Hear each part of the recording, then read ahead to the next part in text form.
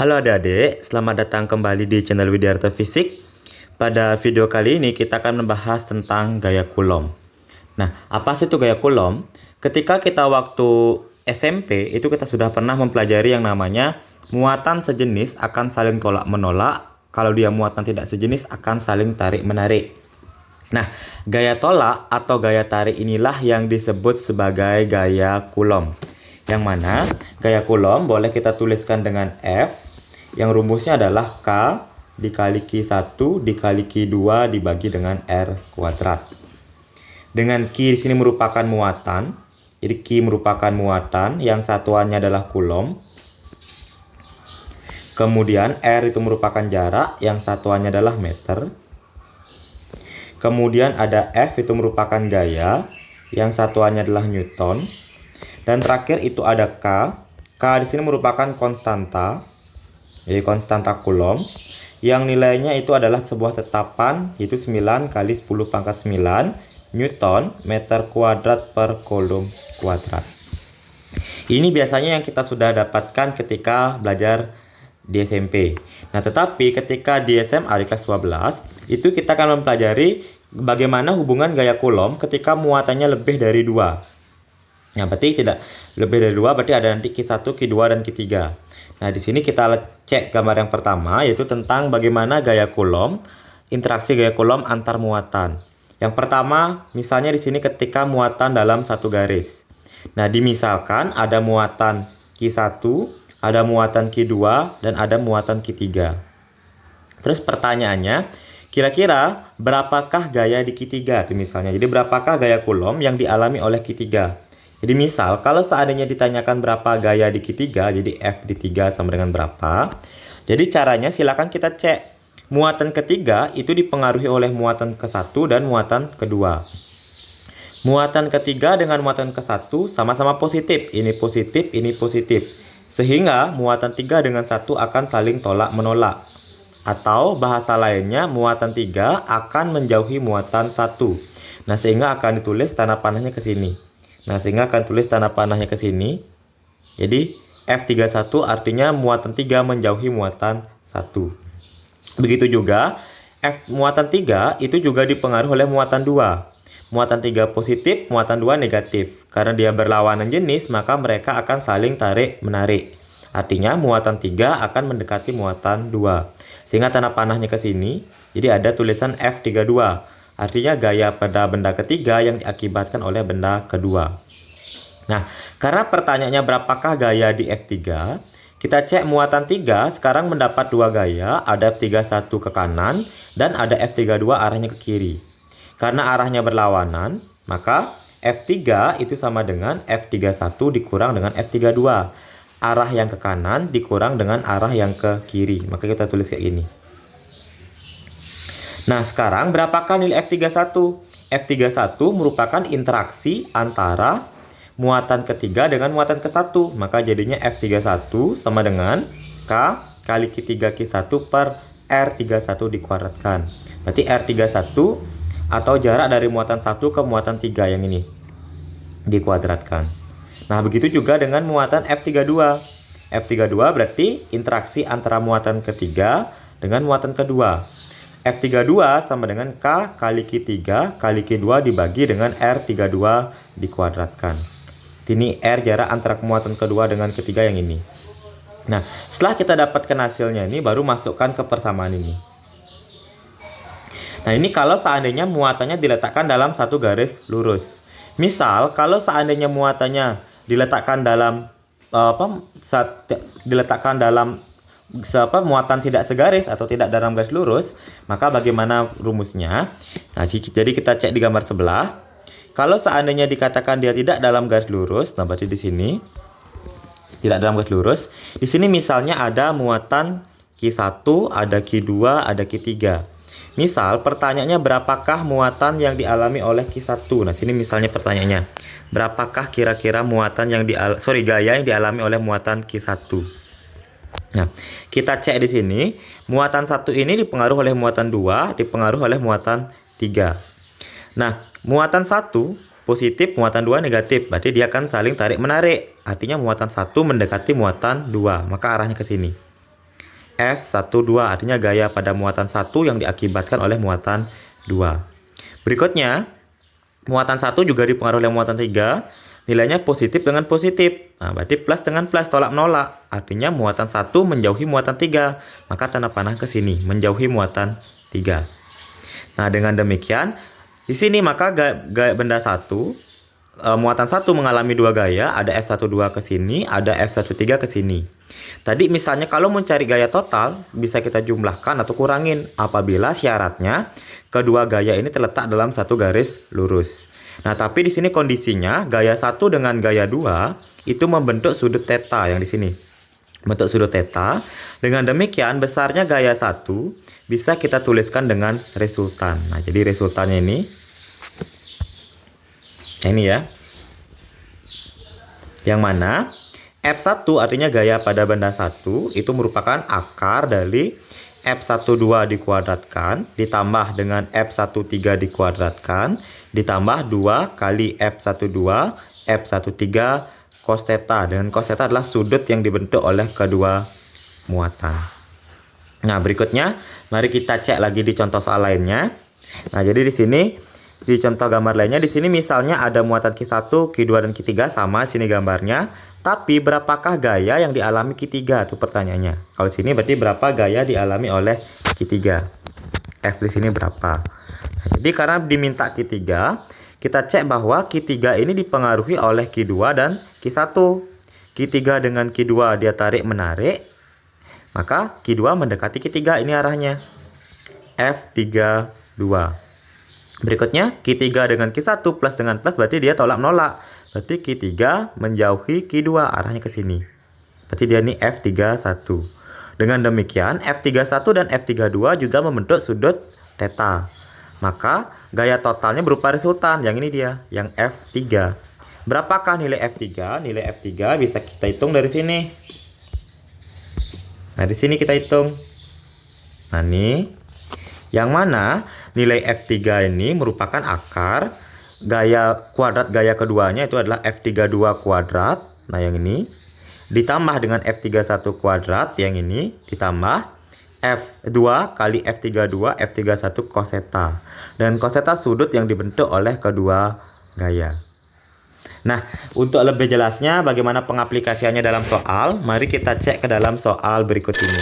Baiklah, mari kita cek. Soal pertama, 3 buah muatan A dan B tersusun seperti gambar. Berarti A, B, C tersusun dalam satu garis lurus. Jika Qi A adalah 1 mikrokulom dan Qi B sekian, besar gaya kulom pada muatan B. Nah, berarti pertanyaannya berapa katanya besar gaya kulom pada muatan B. Karena dimintanya berapa gaya di B, jadi yang dimintakan F sama dengan berapa. Dengan demikian kita tinjau muatan B ini dipengaruhi oleh siapa. Muatan B dipengaruhi oleh muatan A dan muatan C. B dengan A plus dengan min berarti dia tarik menarik, artinya B mendekati A.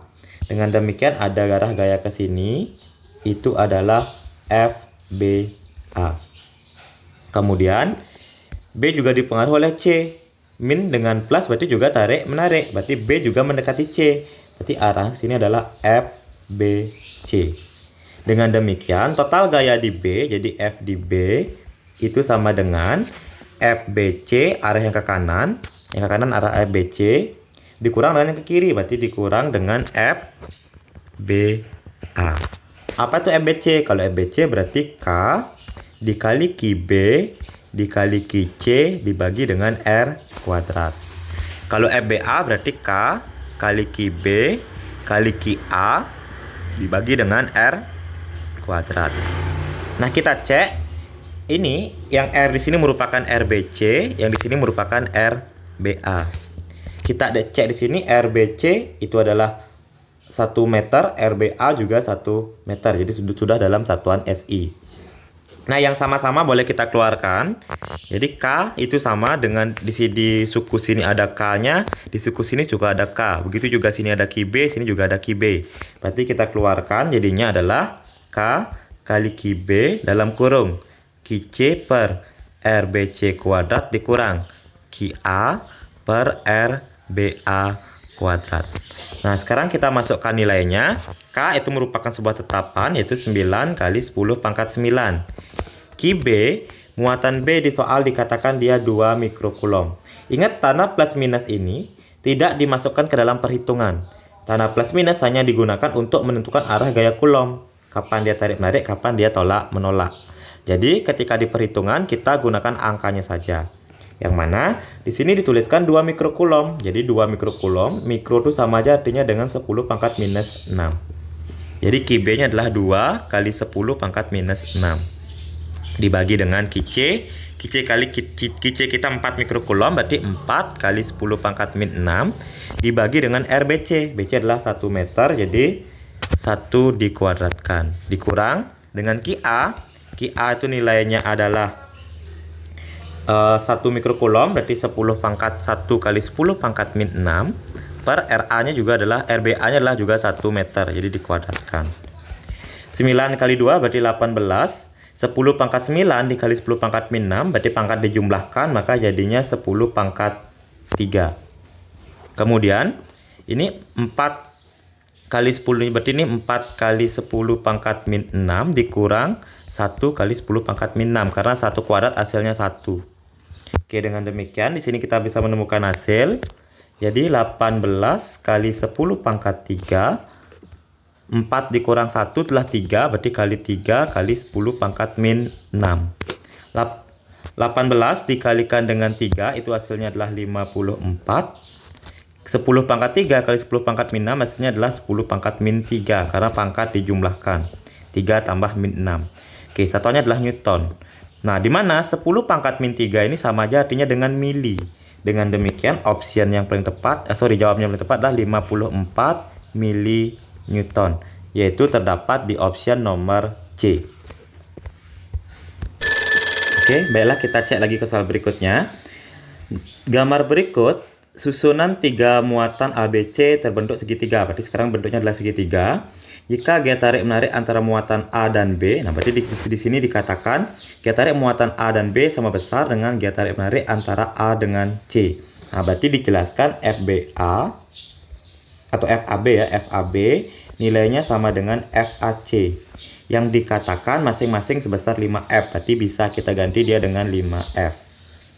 Nah, berikutnya resultan gaya di muatan A. Oke, berikutnya berapa katanya gaya di A.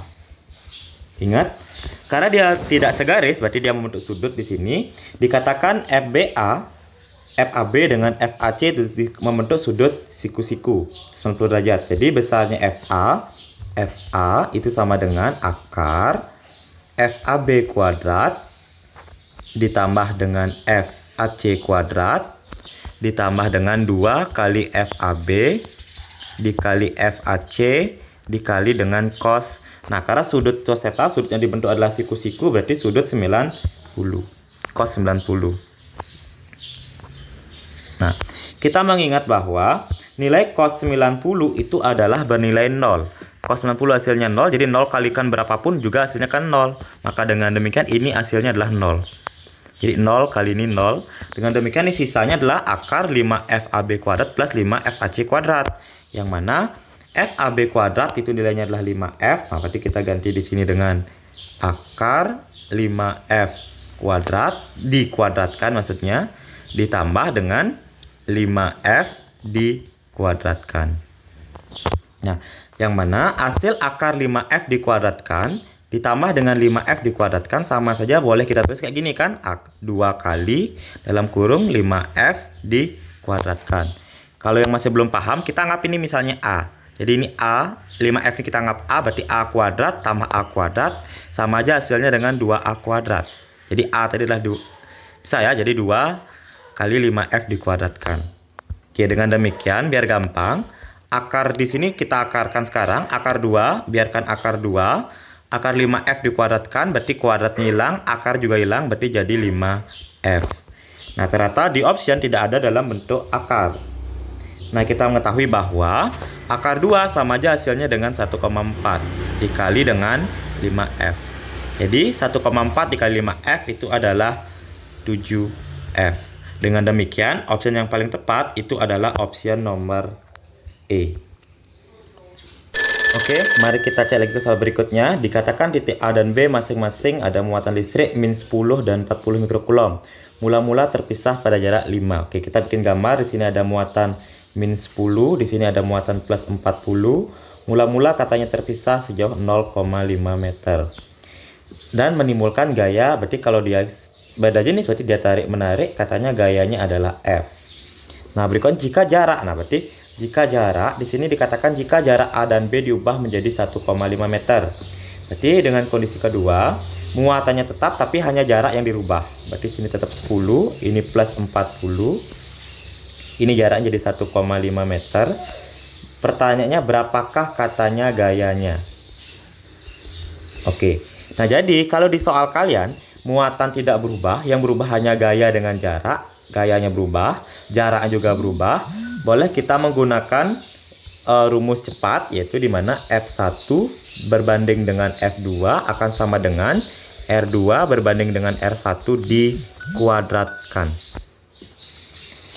F1 itu merupakan gaya pertama sebelum jaraknya dirubah, yaitu sebesar F. Oke, kita masukkan F.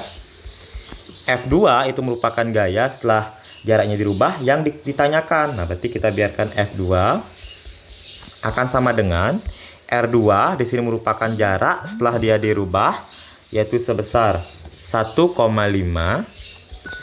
Terus kemudian R1 jarak mula-mula yang dikatakan dia 0,5. Jadi kita bikin di sini 0,5 dikuadratkan. Jadi F per F2 sama dengan ini kita coret, ini 1, ini adalah 3. 3 kuadrat berarti 9. Jadi F sama dengan 9 F2. Karena pertanyaannya F2, jadi 9 ini kita pindah ruas ke sebelah. Awalnya dia kali, pindah ruas jadi bagi. Jadi F per 9 sama dengan F2. Jadi F2 kita adalah 1/9 dari gaya semula. Atau jadi jawaban yang paling tepat itu adalah option nomor A. Oke, demikianlah adik-adik contoh soal untuk gaya Coulomb. Kalau ada yang ingin kalian tanyakan atau belum jelas, bisa komen di kolom komentar. Dan jangan lupa tonton video pembelajar yang lainnya. Selamat dan semangat belajar. Terima kasih.